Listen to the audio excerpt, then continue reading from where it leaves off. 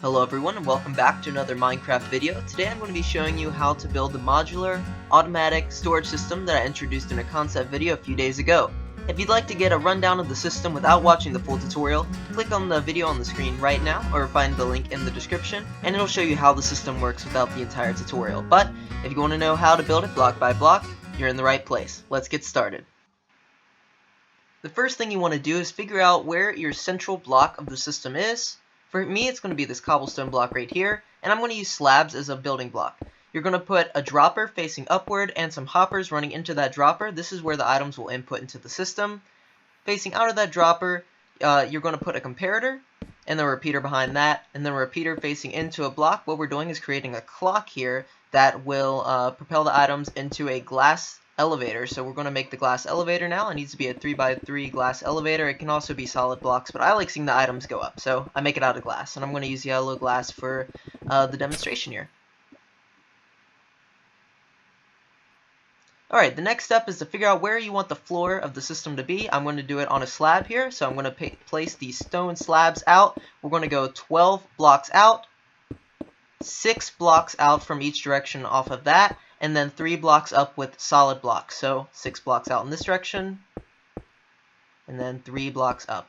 And now we're going to repeat this on all the sides. So 12 out, 6, 3 up, 6, 3 up, and then 2 more times.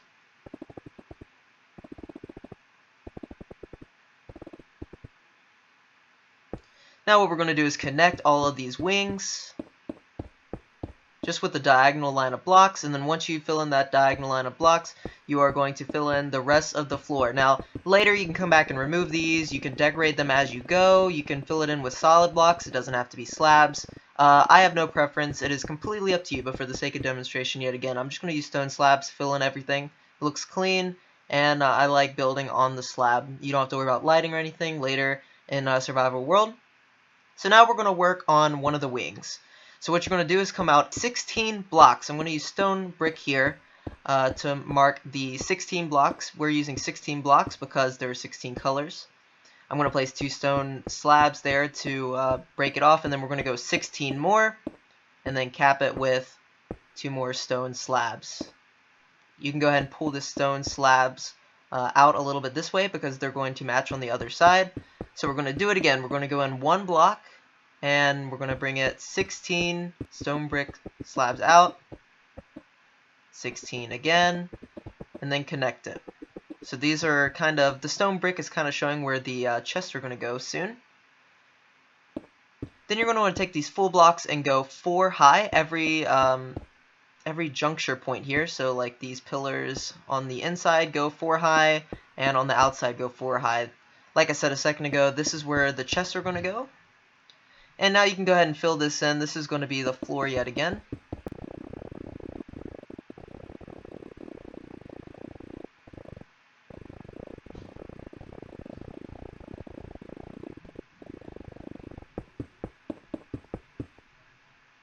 Alright, once you've filled that in, you've got the pillars on that side, you've got to figure out which side you want to be the 4th wing. Of course, you could put a storage system on every single wing, but I usually decide one wing to make a bulk storage. And so that's what I'm going to designate that northern wing right there as, and then we're going to go ahead and repeat the process that we did a second ago on all the other sides. So we have the 4 high pillars, 16 out, and then 16 out again. And you should have something that looks like this, the central plaza, and then the 3 wings on 3 sides, and then on the northern side there I have an area for bulk storage. So now onto the actual storing system. What you're going to want to do is take chest and trap chests and alternate them kind of like this, and place them here on the bottom, right between the pillars and the stone brick slabs. Once you do one layer, you're going to double back and do the other layer.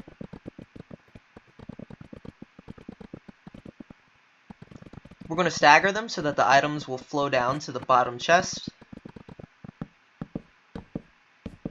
After you've got all those chests in place, you're going to take hoppers and run them into the back of the chest. Once you finish that, it is time to start the item sorter system. This is Impulse SV's non-overflow item sorter system. So you come out with 3 blocks like so.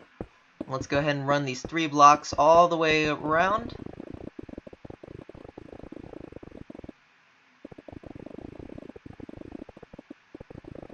And then underneath the 3 blocks, you're going to have a stripe that's going to go on the middle.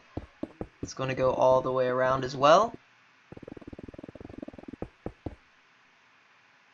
On the top here, you're going to place comparators on the first block, or the inmost block, all the way around. And then you're going to place redstone behind those comparators all the way around on top of the blocks.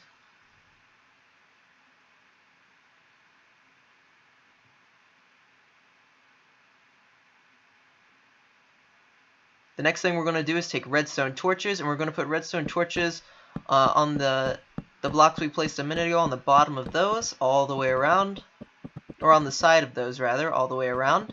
This will lock the hoppers unless the correct item is going through. Now that you've done that, what you want to do is take an andesite block, or any block it can be for that matter, and place it down here. And you're going to put repeaters on top of that block, and then you're going to close the back.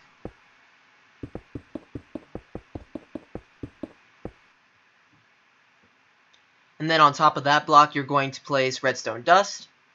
And that sorter is done. So now what you want to do is repeat this process over and over again on this side, and then on the other side of the wing. And now here we go, we're doing the last one. So now the sorters are basically done. We only need to put some hoppers running into these comparators. It's really important to run them into the sides of the comparators. If they are facing down, simply will not work. It'll just feed the items straight down. So yeah, need to be facing into the side of the comparators.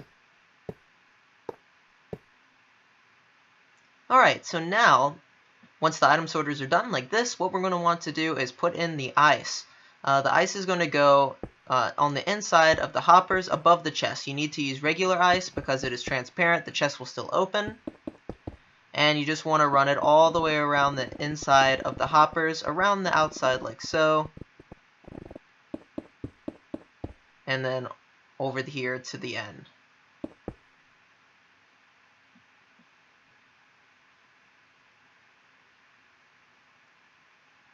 Now, once you get all the ice in place, what you're going to want to do is use glass or solid block. I prefer glass so I can see the items going around, and you're going to want to place it against these pillars and against the ice so that none of the water will go over the chest. Then you're going to take panes and put it over the hoppers, and if there's a blank block or no block there at all, you're going to place ice there. Here on this end, you'll see that I'm going to place cake right here, but please ignore this step. I made a mistake while recording. The cake is going to go on the other side, actually, so we're going to have to move it at a later point. For right now, I'll just place glass panes, and we use glass panes here so that the items can be aligned between the ice and the hopper. You cannot use a full block. It has to be panes. But with that, that wing is done, and now you want to repeat this step on all of the sides. So here I am just repeating the step on all the sides, putting in the chest, putting in the hoppers, and then putting in the impulse sorter system, putting in the ice, and lastly, but not least, putting in the glass and the glass panes. Alright, so now what you're going to want to do is connect all the sides.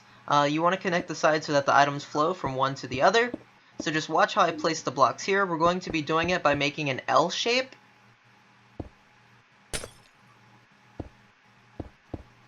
You're going to place glass around the outside like this. 2 cakes there to align the items. More glass right here. And then you can pull these panes all the way down, like so. So now this little L shape will turn the water, align the items, and they'll push them along. And here you can go ahead and remove, well, you should just have panes there, so yeah, you can just keep the panes there. And then here on this side, you want to actually put the 2 cakes. I had the direction of the water wrong in the original one, but yeah, here it is correct. You want to do the same thing on this side, place 2 cakes, connect it with glass and ice. That will make this L shape, and will flow the items around, align them. You should have panes here yet again. And then on this side, you're going to remove the panes and place 2 cakes. Here's where the items will feed out of the system, or that is the end of the system, where you can take it to bulk storage, so we're not going to do anything with that. But once you have all these sides connected, we are finally ready to move on to the top row. We are halfway done, so what I usually do is make a pillar of 5 blocks like that, right on top of the other pillar, drag it down until you hit this pillar, 5 tall again, pull this down until you hit this end, 4 on top of that, or 5 blocks tall, and then you want to repeat this on this side, and you want to repeat it all the way around on every single wing.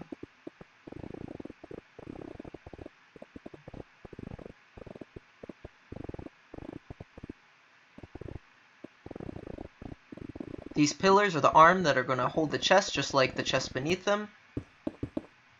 And I bring it 1 block in so that we can easily reach the chest, or the chests aren't too far out from the other ones. Of course, in this design, you could move everything in farther towards the center if you wanted to, but I just prefer to have them spaced out a little bit like this.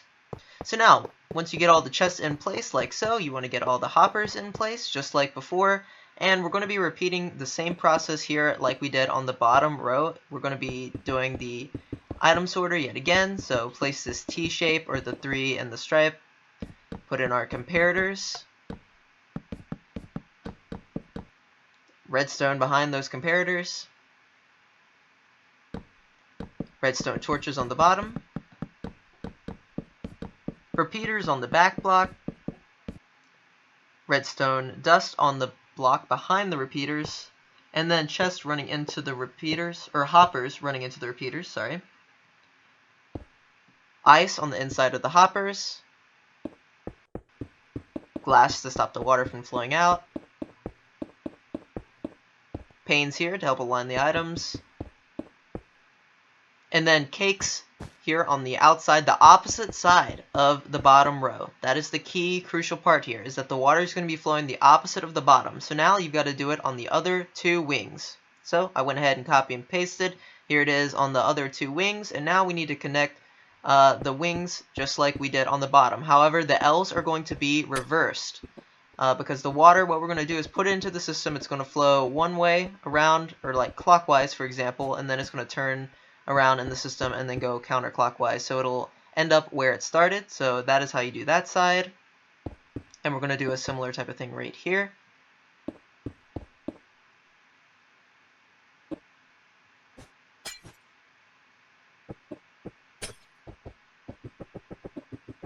Yet again, these blocks could be packed ice if they're not above the chest. I just used ice for the sake of the demonstration, and these blocks do not need to be glass. They can be solid. But I prefer to use glass so I can see the items moving around. Now here's a little bit of a tricky part. On this left side, next to the 4th wing, is going to be where the items are going to swap their direction, and this is a little bit tricky. So what we're going to do is place glass on the left and the right, glass on the bottom, and glass on this back side that's facing us. What this will do is stop the items from flying off, and we're going to have to align them against cakes down there, but we'll get to that once we start the water stream, which is up next. So it is time to start placing in the water streams. I'm going to go ahead and build up this 3x3 here in the middle a little bit higher. You can build this as high as you want, basically, or you can have it as low as you want. The items just need to leave this central part, or you could even put the item elevator in a different location. They just need to get into the system. I put it in the center here. And you're going to pull out ice, use cake right here to align the item, put glass here so that the water doesn't escape, and then what will happen is the items will slide off of this ice right here and fly right onto the path already aligned. So grab your water bucket. You can use signs or slabs. I'm going to use slabs.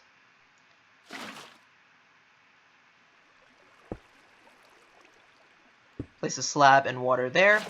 You need to make sure the items don't land on that slab. It's probably a better idea to use a sign there, but as long as they have enough momentum, they will jump over that slab. So if you're losing items, make sure you check that. But all you want to do here is put slabs and water all the way around. It should be a pretty simple process. Now, if you notice, I'm not placing a slab where the water ends. I usually skip 2 or 3 blocks. That's because if the items move too fast, they will not be picked up by the hoppers. So you might want to be careful with that, with the momentum. Now we're here on the end where it's going to swap directions. You want to put 2 cakes right there. And you're going to want to put some glass right here. This will stop the water that we're getting ready to place from going in the wrong direction. You're going to want to place water here on the right side, and then you can place a block there and break that source. That'll make the water flow into the cakes, like so, and you can see right there the ice got aligned with the cakes and it went into this first hopper, so let's go ahead and grab that.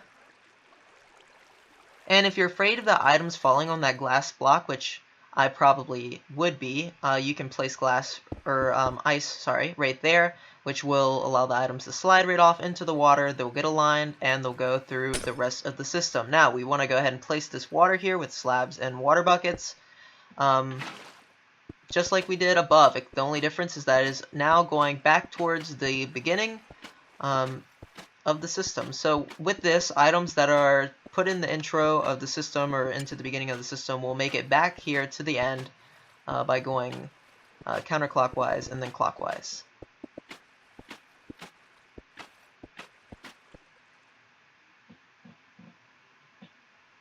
So here's where the items will exit the system.